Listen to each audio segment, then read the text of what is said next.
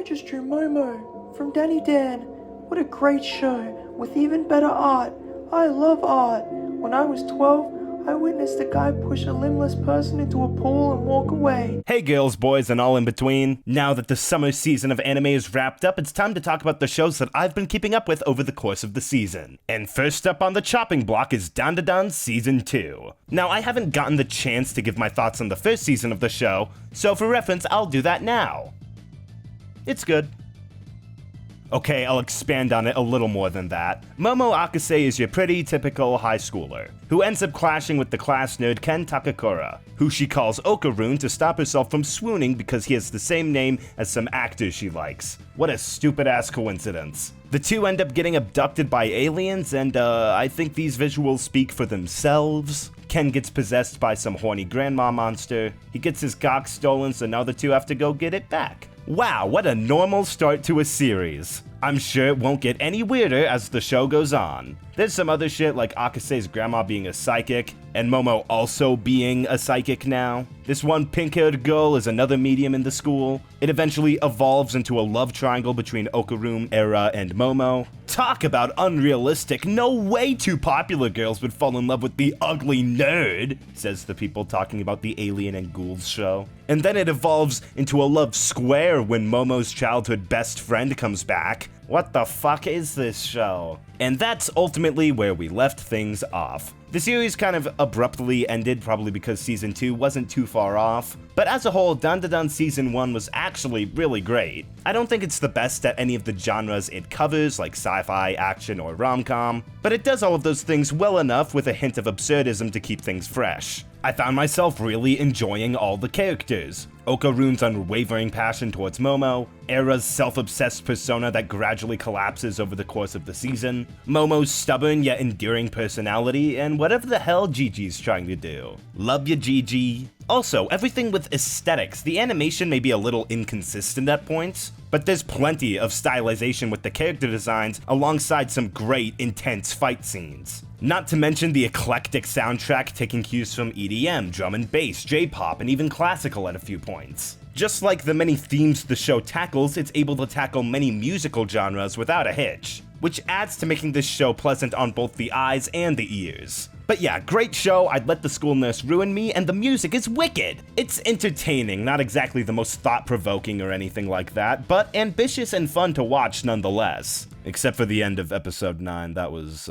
hard to watch. But going into season 2, I was expecting more of the same. The gap between seasons has been pretty short, less than a year between the end of last season and the start of this one. And considering how season 2 picks up right where season 1 ended, I was correct with that assessment. At least on first impression. Oh yeah, this is where we left things off. Oh, it wouldn't be Dandadan without sexual assault. Turns out this strange family, the Kitos, are not only the landlords to Gigi's house in the mountains, but that house is also right above the location of a giant serpent that the family sacrifices to in order to stop a volcano from erupting and destroying the whole town. Man, we're just jumping right into things, aren't we? So yeah, changes between seasons seem pretty few and far between. The animation looks the same, the soundtrack feels the same. The only major standouts are the intro and outro being switched up, and considering how Dandadan had one of the greatest OPs of last year, Creepy Nuts with an incredibly hard-hitting, mysterious track that perfectly fit the vibe of the show, overly saturated visuals with crazy close-up angles of all the characters, and the silly outro, Turbo Granny goofing around with this super fun and cute J-Rock track from Zutameo. It was definitely difficult to follow up both of those, but Season 2's OPs definitely made a solid effort.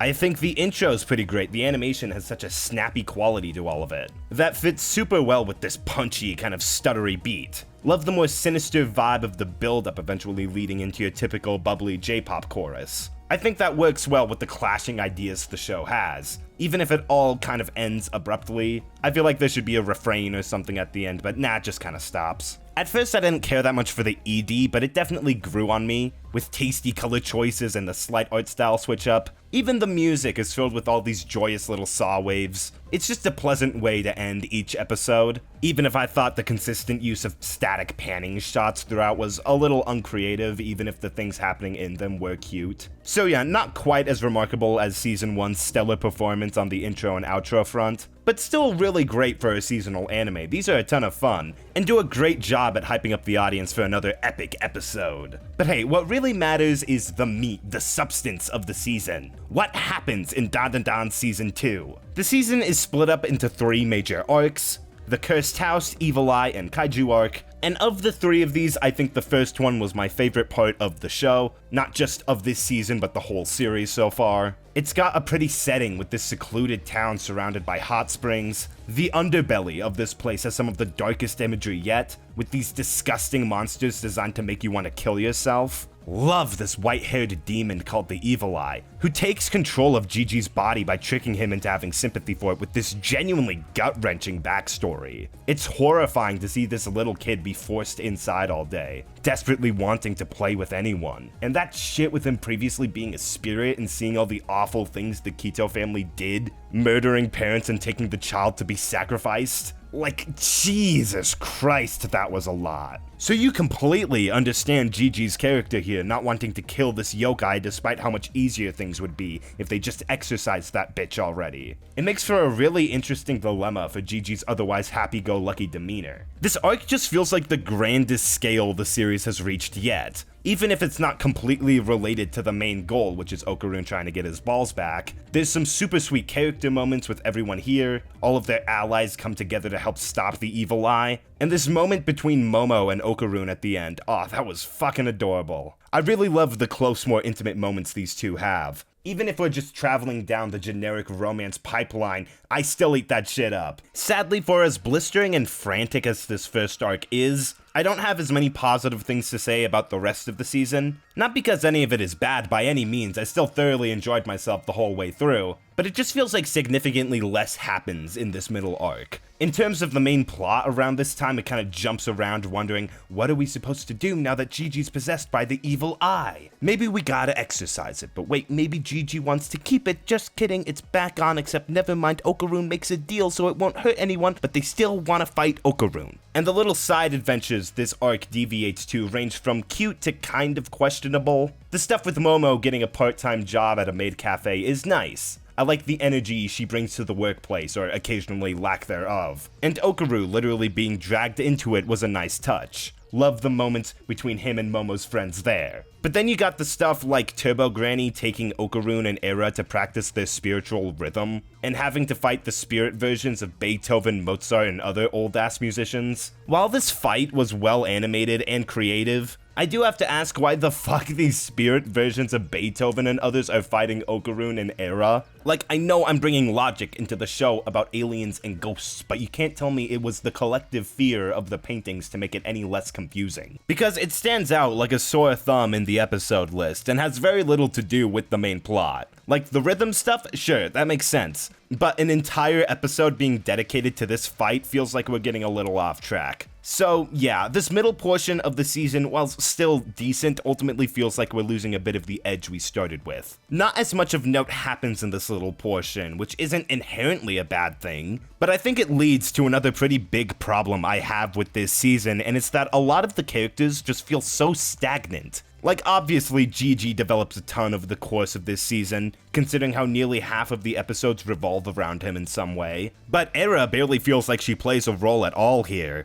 in comparison to the first season where they really had this interesting love triangle going on with Okarun and Momo. And while that does come up every now and then, the season doesn't add anything new to the conflict. It just feels like such a rarity for them to interact. Which is definitely the struggle with the show having to juggle so many side characters at once. It makes it feel like any spotlight they've given to characters outside of Momo and Okarun a very one-time thing. And obviously, you want side characters in a story, and not every single one of them is going to be the best or most memorable. But I do kind of question where the show's priorities lie when you introduce a new character and then just kind of toss them aside when they still have plenty of potential. Like this Manjiro guy, I almost forgot he was even in this season. Like, he clearly has immense skill able to fend off enemies so Momo can escape. As for his character though, he wants to be a YouTuber. Do they do anything with this concept? No, not really. It does kind of make me think, what the hell are we doing here? How related or important are these guys to the actual story? If the answer is they aren't, then don't put them in there. But if they are, dedicate more time to them. Or include them in activities that highlight their characteristics, or make an environment for adding new or changing pre-existing ones. Make it clear that over the course of the season they've changed in some way. It'll make watching the show feel like a much more fulfilling experience. That being said, I still think the season ends on a pretty good note, introducing the stereotypical otaku character forcing himself into Momo and Okarun's life. I really enjoy how he clashes with the other members of the party by being arrogant, but also pretty useless when it comes to anything besides stereotypical sci-fi nerd garbage. And ending the season off with this over-the-top mecha fight against this giant lizard alien put the biggest grin on my face. This was not expected, but it was well appreciated. But yeah, second verse, slightly weaker than the first, but still pretty good. Again, I think the biggest issue is the show being kind of unclear where its priorities for its characters lie. Most of these guys are fun to watch in any situation, but it's not only a balance of figuring out how much time to dedicate to each character,